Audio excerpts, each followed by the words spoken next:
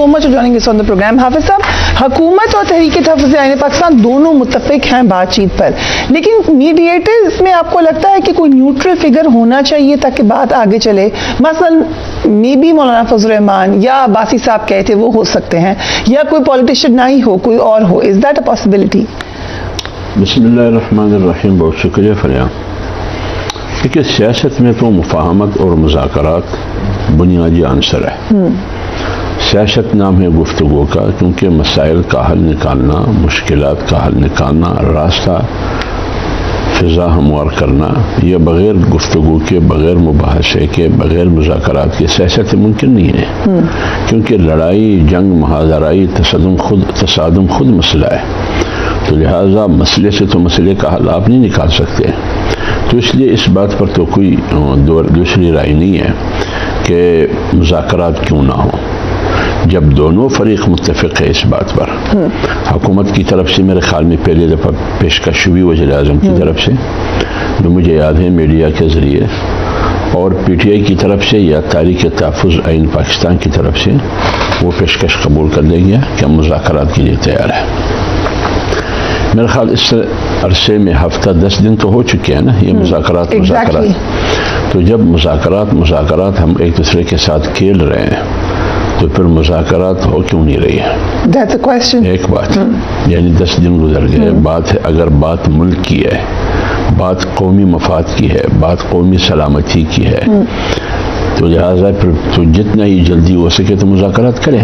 ایک بات. دوسری بات یہ, آپ نے میڈیٹر کی بات کی کہ ثالث کون ہو سکتا ہے, کیا مولانا صاحب اس میں کردار ادا کر سکیں گے؟ دیکھیے, فریقین, ایک طرف تحریک تحفظ آئین پاکستان جس کا بڑا حصہ پی ٹی آئی ہے, دوسری طرف حکومتی پارٹیاں ہیں اور حکومت ہے. اگر یہ دونوں چاہتے ہیں کہ مولانا صاحب ثالث کا کردار ادا کرے تو ان کو مولانا صاحب کے پاس جانا پڑے گا. ایک بات. دوسری بات یہ کہ کن نکات پر, وہ کون سی نکات ہے, ٹیوار کیا ہے, حکومت کی طرف سے کیا ہے, اور تحریک تحفظ آئین پاکستان کی طرف سے کیا ہے.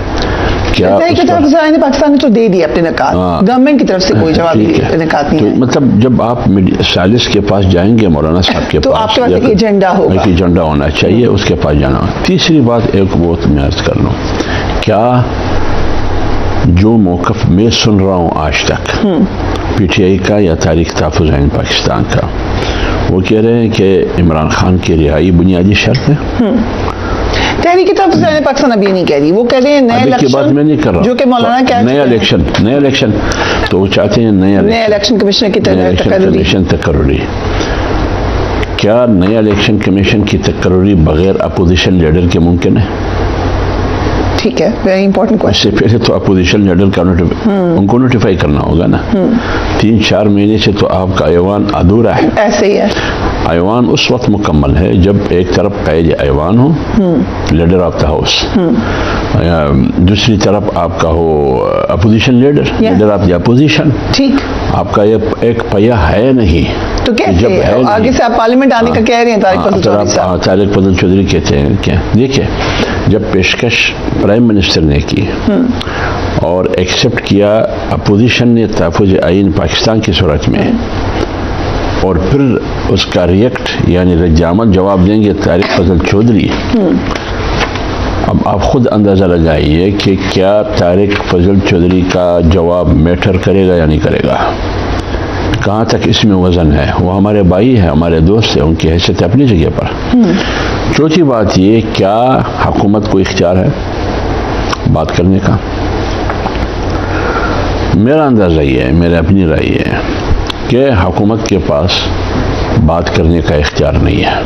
کیونکہ جو میں دیکھ رہا ہوں کہ پی ٹی آئی یا تحریک تحفظ آئین پاکستان کہاں تک, کس حد تک وہ جانا چاہتی ہے, وہاں حکومت اور حکومتی پارٹیاں تصور بھی نہیں کر سکتی. اگر صرف ہم گڈی کریں گے وہ تو ایک الگ بات ہے, لیکن اگر مقصد کی بات کریں گے, مفادات سے ہٹ کے اپنی کرسی کو مضبوط کرنا, اپنے اقتدار کو جواب دینا, مجھے کچھ نہیں کہنا, 8 فروری کے الیکشن پر سوال نہیں اٹھانا, الیکشن کمیشن پر سوال نہیں اٹھانا, دھاندلی پر سوال نہیں اٹھانا. بنیادی چیز یہ ہے, اس پر بات ہو سکتی ہے. مولانا فضل الرحمان صاحب بھی کر سکتا ہے کہ کیا اس ملک میں 8 فروری کا الیکشن ہوا, کیا یہ آئینی اور قانونی تھے یا نہیں تھے. ٹھیک ہے. ایک بات, کیا اس ملک میں آئین اور قانون کی عملداری ہے یا نہیں ہے. ٹھیک ہے. کیا یہ ہائبرڈ نظام ہے یا نہیں ہے. اگر یہ ہائبرڈ نظام ہے تو پھر آئین کہاں کھڑا ہے ہائبرڈ نظام میں, پارلیمنٹ کہاں کھڑی ہے, قانون سازی کس کے اشاروں پہ ہو رہی ہے, آپ خود مختار ہے قانون سازی.